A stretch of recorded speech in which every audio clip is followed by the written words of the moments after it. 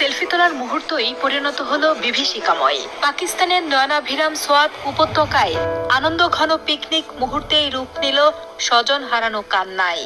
২৭ June সকালে সোয়াত নদীর তীরে নাস্তা করছিল একটি পর্যটক পরিবার।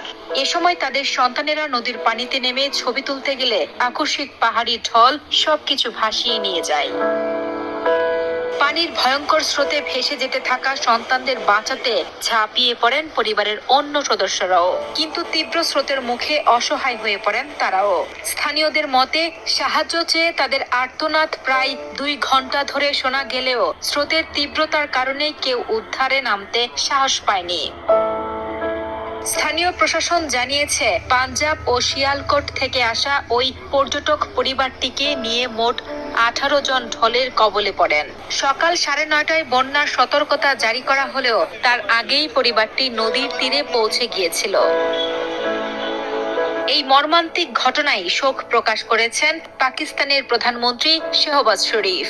এখনো নিখোঁজদের সন্ধানে ৮০ জনেরও বেশি উদ্ধারকর্মী এবং স্থানীয় অভিযান চালিয়ে যাচ্ছেন। প্রতি বছর বর্ষা মৌসুমে হাজার হাজার পর্যটক পাকিস্তানের উত্তরের এই উপত্যকায় ঘুরতে আসেন, কিন্তু এবারের ভ্রমণটি একটি পরিবারের জন্য চিরস্থায়ী কান্নার কারণ হয়ে রইল।